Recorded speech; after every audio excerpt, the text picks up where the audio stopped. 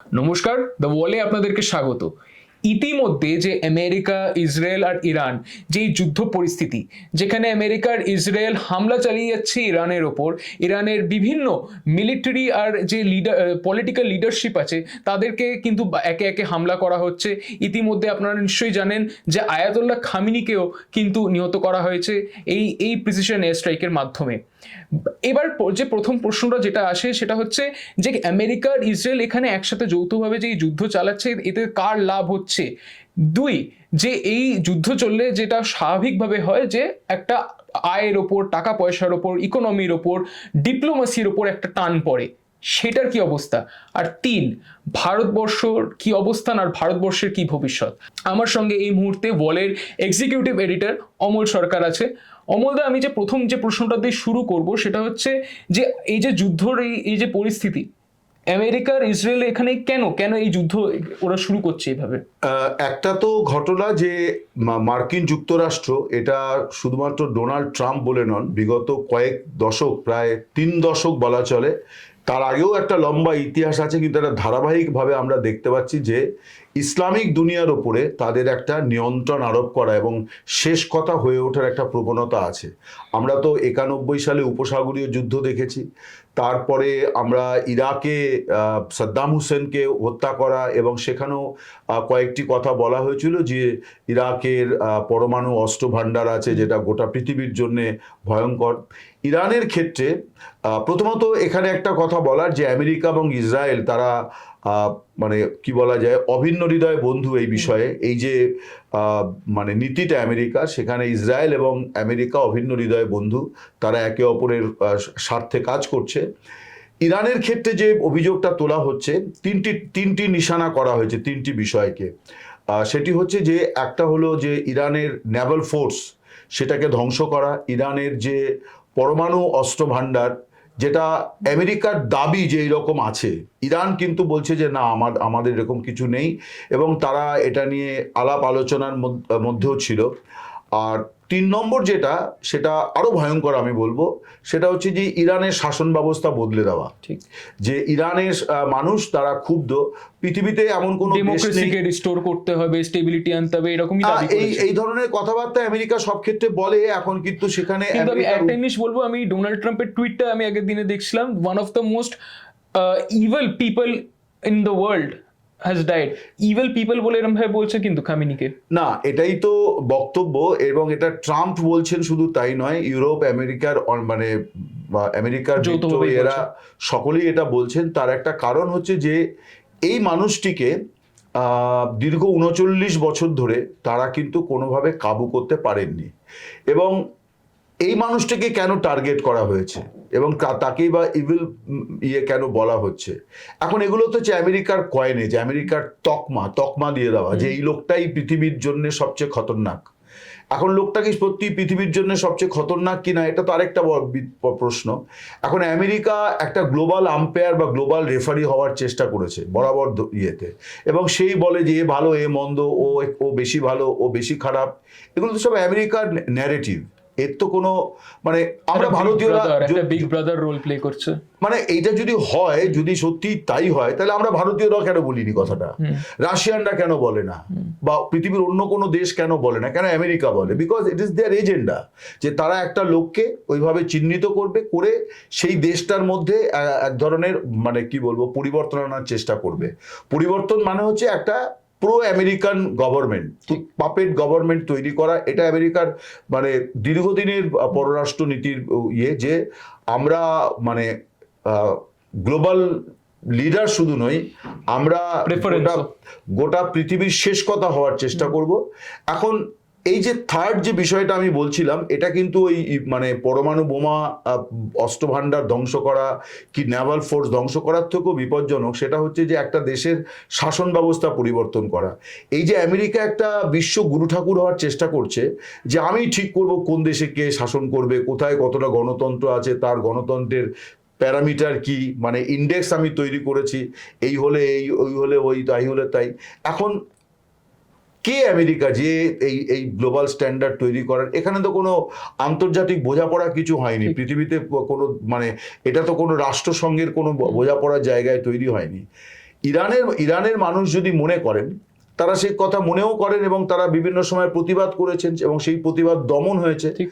এবার প্রতিবাদ দমনে যদি অমানবিক আচরণ করা হয়, যদি মানবতা বিরোধী অপরাধ করা হয়, তাহলে সেই গভর্নমেন্ট তো এমনিই চলে যাবে, এটাতে তো কোনো গ্যারান্টি নেই।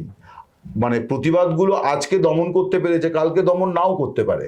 কিন্তু আমেরিকাকে এই দায়িত্ব কে দিল যে ইরানের শাসন ব্যবস্থা তারা পরিবর্তন করবে, আপনারা নতুন লিডারশিপ, আপনাদের দায়িত্ব নেওয়ার সময় এসে এই যে ট্রাম্প যে কথাগুলো বলছেন, এগুলো আমার মনে হয় যে ওই অস্ত্র মানে ধ্বংস করা বা কোনো একটা এলাকা দখল করার থেকেও বিপজ্জনক। তার কারণ আমার দেশকে শাসন করবে এটা আমি ঠিক করব। এই যে স্ট্র্যাটেজিটা আমেরিকা নিয়েছে, যে কথাগুলো, এটার জন্য যে জোরালো প্রতিবাদটা হওয়া দরকার ছিল সেটা হচ্ছে না। কিন্তু আমি বলবো এটাই সবচেয়ে বড় বিপদ, কারণ কালকে কিন্তু ভারতের ক্ষেত্রেও সে ডিসাইড করতে পারে যে ভারতটা কে শাসন করবে, ভারতে কার শাসন করা। এমনিতে আমরা জানি যে শেখ হাসিনার সরকারের পতনের পেছনে মার্কিন ডিপ স্টেট কিভাবে কাজ করেছে এবং তারাই সরকারটা বদলে দিয়েছে। এখন তো এটা এখন আর মানে এটা নিয়ে আর কোনো রকম ধোঁয়াশা নেই, এটা কোনো ধোঁয়াশা নেই যে ওই গণ অভ্যুত্থান গোটা ব্যাপারটাই একটা সাজানো ইয়ে। এবং হ্যাঁ, এটা আওয়ামী লীগ এবং শেখ হাসিনার ত্রুটি হচ্ছে যে তারা এত বড় একটা কনস্পিরেসি ধরতে পারেনি, কিন্তু কনস্পিরেসি ছিল এটা নিয়ে আর এখন কোনো সন্দেহ নেই। এইটা হচ্ছে বড় সমস্যা, যে আমেরিকা মনে করে যে ইরান মিডল ইস্টে এমন একটা জায়গায় চলে যাচ্ছে যে তার মিত্র দেশগুলো শঙ্কিত। মিত্র দেশগুলো কোনগুলো না, যেখানে আমেরিকার সামরিক ঘাঁটিগুলো আছে। এই যে ইসলামিক দুনিয়ার মধ্যে যে বিরোধ বাঁধিয়ে দেওয়া, এইটা আমেরিকার নাম্বার ওয়ান এজেন্ডা। সেখানে সে অনেকটা সাকসেসফুল, কারণ অনেকগুলো দেশকে সে তার ঘাঁটি বানাতে সক্ষম হয়েছে। কিন্তু ইরান বা ইরাক কখনো সেটা করেনি। ইরাকটাকে তো ধ্বংস করে এখন ওখানে আমেরিকা ঘাঁটি করে বসে আছে, ইরানকে পারেনি। এই যে এত বছর ধরে পারছে না, এইটা একটা আমেরিকার মানে যাত্রাভিমানে লাগছে যে আমরা পারছি না এই লোকটাকে দমন করতে, এই দেশটাকে দমন করতে। ফলে যে কোনো ভাবে হোক, খামেনি 37 ইয়ার্স ধরে রুল করেছে, মানে বুশ থেকে ডোনাল্ড ট্রাম্প। হ্যাঁ, আমি এটাই বলছি যে আমি তার মানে শাসন ব্যবস্থাকে এন্ডোর্স করছি না।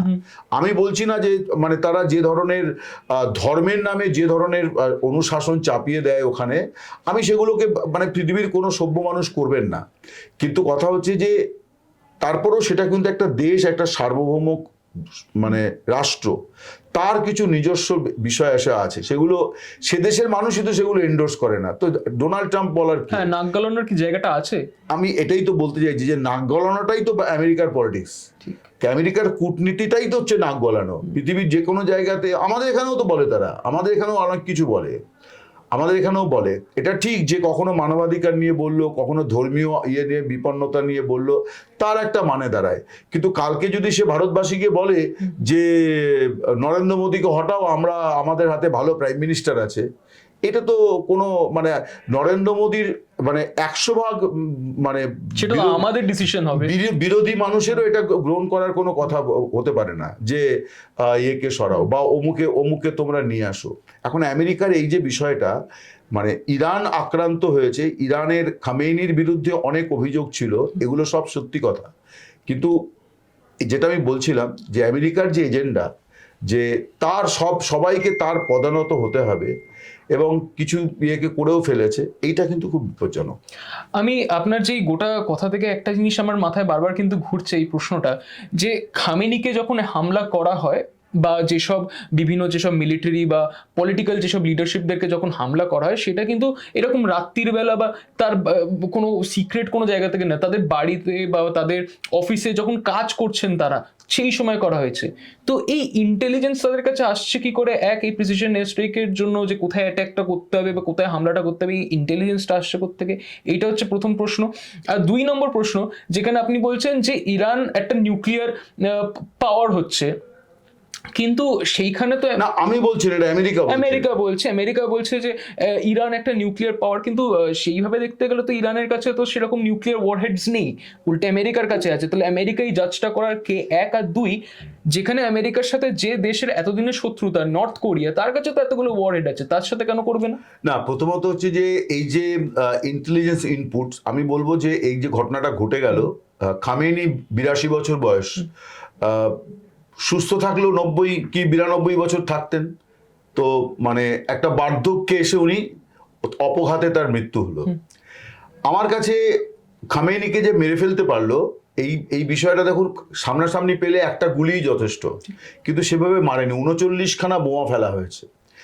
কথা হচ্ছে যে কোন জায়গায় ফেলেছে, এই যে খবরটা পেয়ে যাওয়া, এইটা ইরান নিশ্চয়ই এটার একটা জবাব তারা দেবে যে তাদের এই ইন্টেলিজেন্স ফেলিওরটা কি করে হলো। যেটা এখনো পর্যন্ত জানা যাচ্ছে যে খামেনিকে যারা সার্ভ করেন আর কি, তাদের কে ভালো করে ট্রেস করার কোনো ডিভাইস আমেরিকা এবং ইসরায়েল মানে মোসাদ এবং সিআইএ যৌথভাবে কনফার্ম করেছিল। দুটো এজেন্সি একই সঙ্গে কনফার্ম করে যে এই জায়গাটাতে উনি আজকে এই সময়টাতে থাকবেন এবং এখানেই বিভিন্ন জেনারেলরা ওখানে যাচ্ছে, একটা গুরুত্বপূর্ণ বৈঠক হবে এবং যে কারণে 9:27 সকালবেলা, তার মানে ততক্ষণে ধরে নেওয়া যায় তাদের মানে ব্রেকফাস্ট হয়ে গেছে এবং তারা অফিসে বসে গেছেন, ঠিক সেই সময় ঘটনাটি ঘটানো হয়েছে।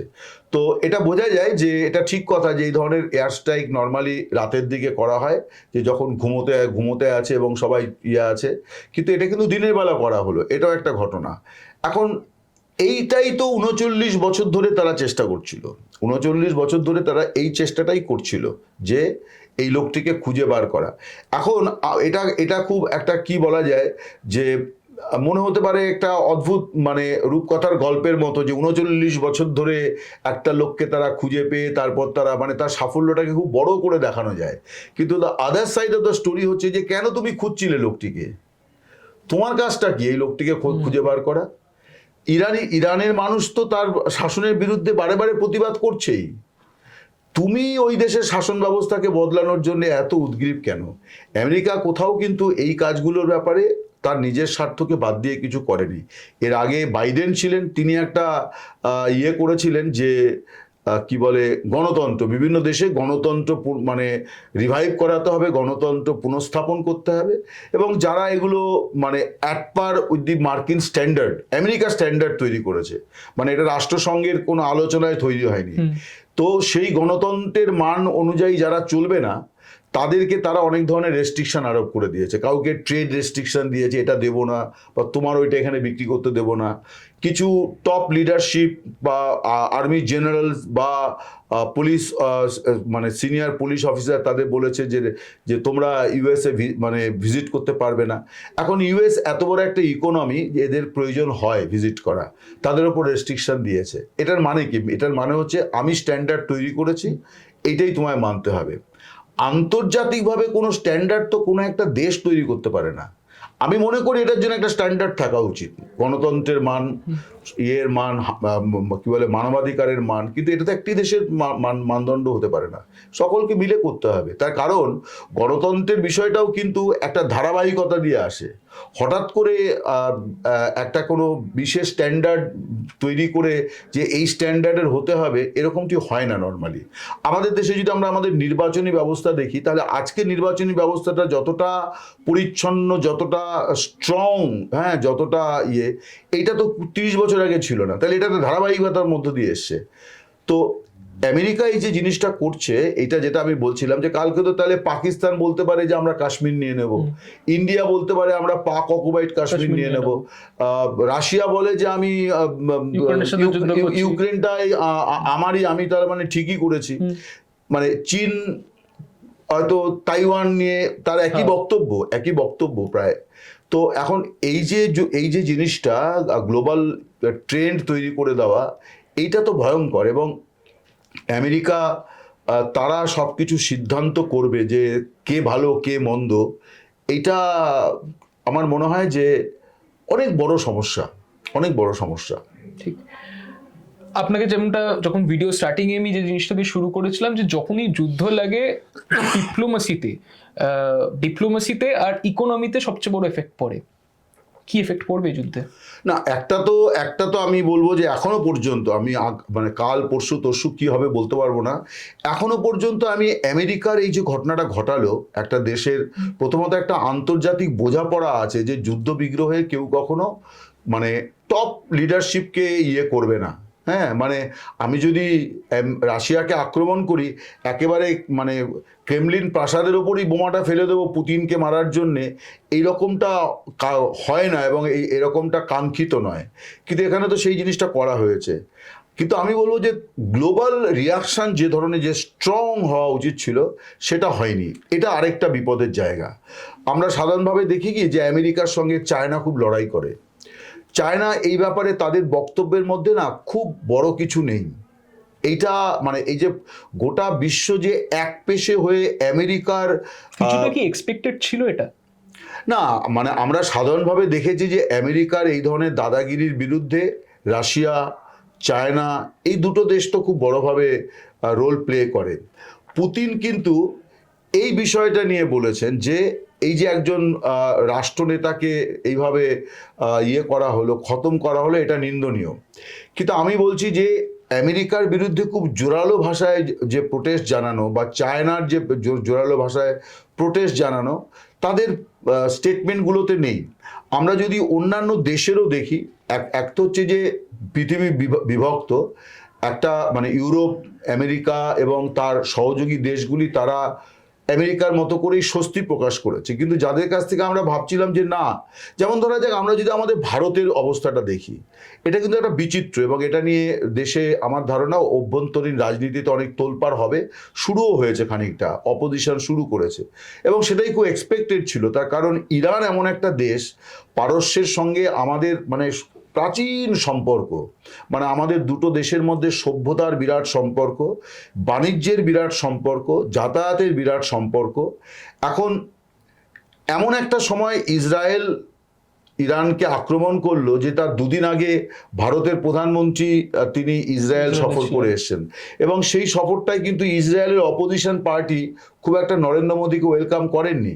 তার যে ইসরায়েলের পার্লামেন্টে ভাষণ, এটা নিয়েও কিন্তু তাদের এক ধরনের আপত্তি তারা জানিয়েছিল। ফলে নরেন্দ্র মোদী ওখানে ইসরায়েল গভর্নমেন্টের একটা সাদর অভ্যর্থনা পেয়েছেন। কিন্তু একটা গভর্নমেন্টে কিন্তু একটা দেশের শেষ কথা নয়, একটা রাষ্ট্রের শেষ কথা কিন্তু, একটা রাষ্ট্র কিন্তু তার সরকার এবং তার অপোজিশন এবং তার জনগণকে নিয়ে। একটা বড় অংশের মানুষ কিন্তু ভারতের প্রধানমন্ত্রীর সফরটাকে স্বাগত জানাননি।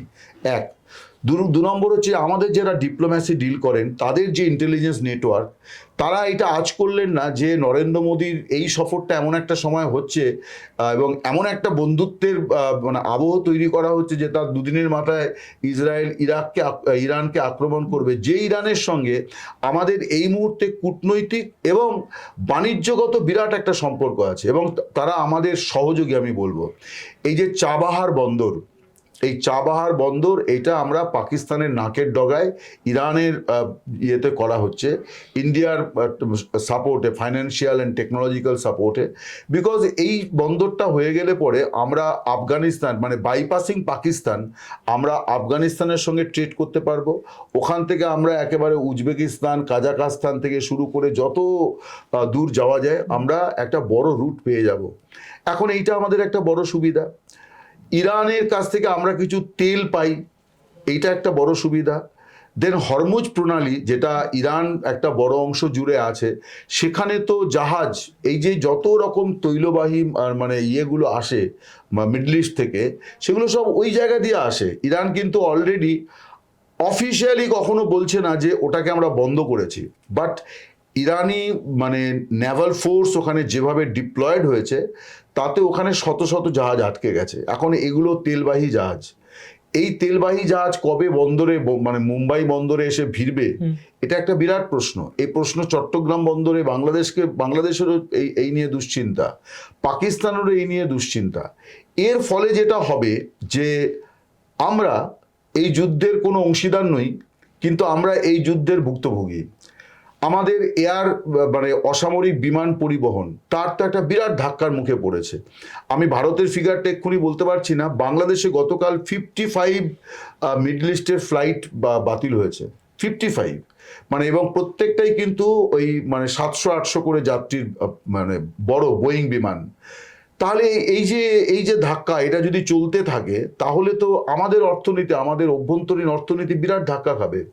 আমাদের যদি তেল তো এমন একটা জিনিস, তেলের দাম বেড়ে গেল মানে তো সবই বেড়ে গেল, এমন কোনো বস্তু নেই যার দাম বাড়বে না, সবকিছু এফেক্টেড হবে।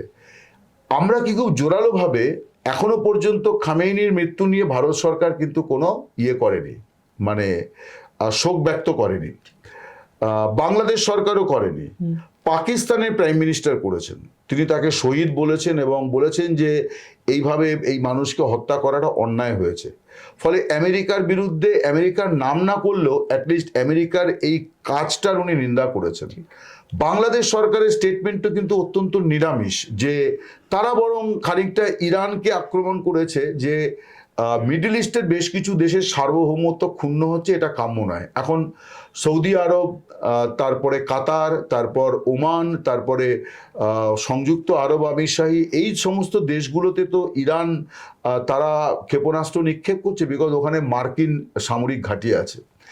এখন বাংলাদেশ যখন বলছে যে এই দেশগুলোর সার্বভৌমত্ব ক্ষুণ্ণ হওয়াটা খুব উদ্বেগের, তার মানে সে কিন্তু ইরানের বিরুদ্ধে বলছে। কিন্তু ইরানের সর্বোচ্চ ধর্মীয় নেতাকে যে হত্যা করা হলো, আমেরিকা যে করলো, ইসরায়েল যে করলো, এটার বিরুদ্ধে বাংলাদেশের পররাষ্ট্র মন্ত্রকের বিবৃতিতে একটি কথাও নেই। বাংলাদেশের কিছু রাজনৈতিক দল, মূলত জামায়াতে ইসলামী, তারা এই ঘটনার নিন্দা করেছে। তারা রবিবার দিন ঢাকায় যে জাতীয় মসজিদ আছে, এক্সট্রিমিস্ট দলগুলো, সবাই কিন্তু এক্সট্রিমিস্ট দল নয়, তারা মানে কট্টর ইসলামবাদী দল।